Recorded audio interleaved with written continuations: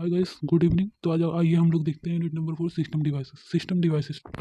इसमें first topic है actuator. Actuator sensor के अपोजिट वर्क करता है। अगर कोई भी सप्लाई प्रदान करते हैं, जैसे कि इलेक्ट्रिकल सप्लाई प्रदान करते हैं, तो वह मूविंग एंड कंट्रोलिंग मैकेनिज्म और उसके सिस्टम के लिए रिस्पॉन्सिबल होता है। यह इलेक्ट्रिकल सिग्नल को फिजिकल आउटपुट में कन्वर्ट करता है। आइए अब हम लोग इसे एक एग्जाम्पल के थ्रू समझते हैं। जैसे कोई ईयरफोन है, अगर उसे हम मोबाइल से कनेक्ट करते हैं, तो वो ईयरफोन जो है वो इलेक्ट्रिकल सिग्नल को वॉल्यूम में कन्वर्ट कर देता है। इसके बाद नेक्स्ट टॉपिक है ट्रांसड्यूसर क्या होता है। तो ट्रांसड्यूसर एक ऐसी डिवाइस होती है जो वन एनर्जी फॉर्म को अदर एनर्जी फॉर्म में कन्वर्ट करती है। आइए अब इसे भी एक एग्जांपल के थ्रू समझते हैं।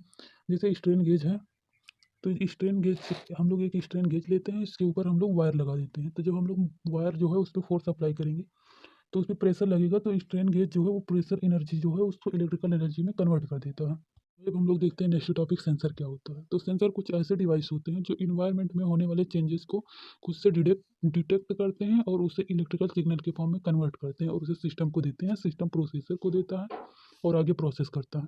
जैसे अब आइए हम लोग एक एग्जांपल के थ्रू समझते हैं। एक होता है प्रॉक्सिमिटी सेंसर। जैसे स्मार्टफोन जो होता है उसमें एक प्रोक्सिमिटी सेंसर लगा होता है।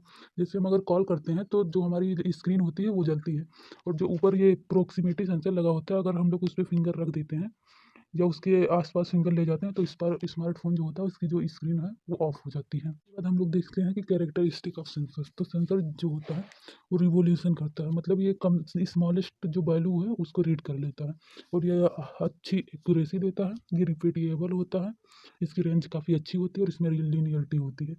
आइए अब इस देखते हैं कि क्लासिफिकेशन ऑफ सेंसर। सेंसर जो होते हैं वो 4 पार्ट में डिवाइड होते हैं। फर्स्ट होता है active sensor, second passive sensor, third है एनालॉग सेंसर, फोर्थ है डिजिटल सेंसर।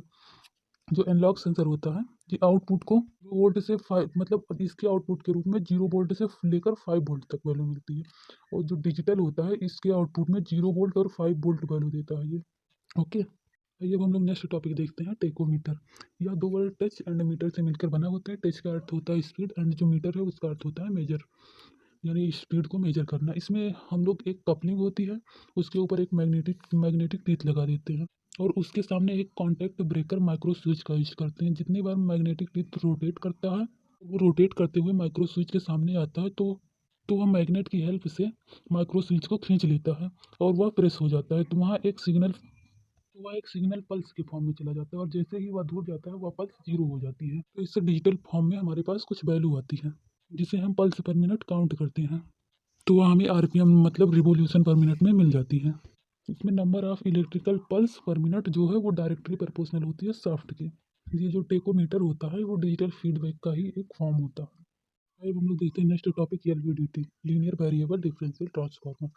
इसमें लीनियर मतलब यह एक लाइन में लगा होता है, और एक सिग्नल लाइन में इसकी मूवमेंट होती है। सेकंड है वेरिएबल, इसमें कुछ चीज़ें वेरी करती हैं। थर्ड है डिफरेंशियल, इसमें ये दो चीज़ों का डिफरेंस होता है। थर्ड है ट्रांसफार्मर, इसमें एक प्राइमरी कॉल होती है और एक सेकेंडरी कॉल होती है। इसके बीच में एक कोर लगा होता है जो इसके फ्लक्स को सेकेंडरी कॉल के साथ लिंक करता है। सेकेंडरी कॉल जो होती है वो दो होती हैं जो 180 डिग्री पर एक दूसरे के अपोजिट में कनेक्ट होती हैं।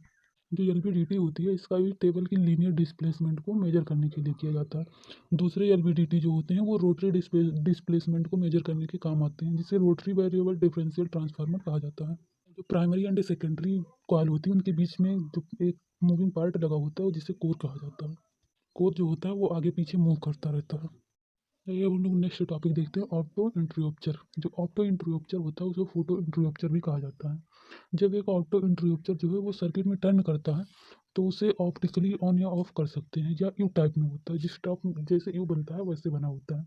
इसकी एक फेस के ऊपर इंटरफ्रारेड एलईडी लगा होता है और दूसरे साइड में फोटो ट्रांसड्यूसर लगा होता है।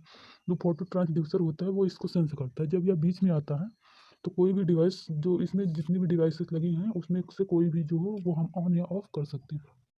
इसके बाद नेक्स्ट टॉपिक हम लोग देखते हैं पोटेंशियोमीटर। इसे पोटेंशियोमीटर या पॉट मीटर भी कहा जाता है। इसे हम 3 टर्मिनल वेरिएबल रेजिस्टेंस से डिफाइन कर सकते हैं। इसमें फर्स्ट है रेजिस्टेंस, सेकंड है इलेक्ट्रिक करंट, और थर्ड है वोल्टेज डिवाइडर।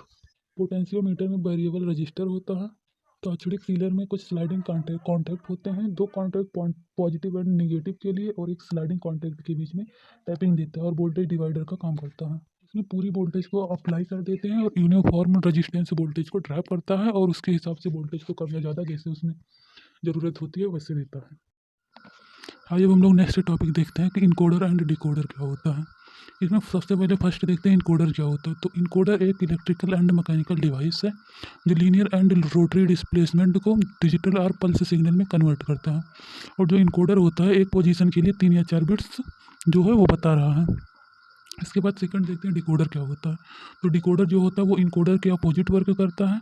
ये डिकोडर एक डिजिटल वैल्यू देता है। जैसे एग्जांपल के थ्रू देखते हैं कि जैसे हम लोग ये देते हैं कि 7 सेमी पे जा रहा है तो वो 7 सेमी के करस्पॉन्डिंग ही वैल्यू बताएगा कि यहाँ पर मूव कर रहा है। जैसे एग्जांपल में हम देखते हैं जब आप कोई फ़ोन कॉल करते हैं तो उसमें 10 डिजिट में नंबर देते हैं तो उसके बदले में ओनली एक फ़ोन कॉल जाएगा, ना कि 3 या 4। इसके बाद हम लोग देखते हैं एक्सिस ड्राइव क्या होता है। तो जो एक्सिस ड्राइव होता है ये सैडल तथा कैरिज को एक्सेस करता है। एक्सिस ड्राइव का यूज जो है वो सीएनसी मशीन में होता है। एक्सिस ड्राइव में डिफरेंट टाइप के मोटर्स लगे होते हैं जिसमें फर्स्ट है डीसी सर्वो मोटर, सेकंड है एसी सर्वो मोटर, थर्ड है इस स्टेपरोमीटर मोटर और फोर्थ है लीनियर मोटर।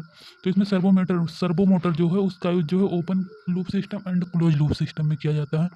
यह एक्यूरेट टार्क प्रोवाइड करता है और डायरेक्शन कंट्रोल करने की इसमें एबिलिटी होती है। आइए अब हम लोग नेक्स्ट टॉपिक देखते हैं कि ओपन लूप सिस्टम क्या होता है एंड क्लोज लूप सिस्टम क्या होता है। तो ओपन लूप सिस्टम और क्लोज लूप सिस्टम जो होता है वो फीडबैक कंट्रोल का ही एक पार्ट होता है।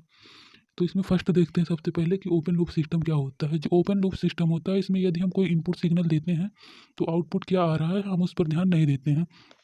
हम उसमें कंट्रोल प्रिसीजन सिस्टम में ही बिल्डअप करनी पड़ती है। इसके बाद नेक्स्ट है क्लोज लूप सिस्टम क्या होता है। क्लोज लूप सिस्टम जो है यह एक ऐसा फीडबैक सिग्नल होता है जिसे इनपुट से कंपेयर किया जाता है और दूसरे डिफरेंशियल सिग्नल लूप में वापस दिया जाता है। और इसमें स्लो इनपुट सिग्नल के लिए डिजायर आउटपुट दिया जाता है।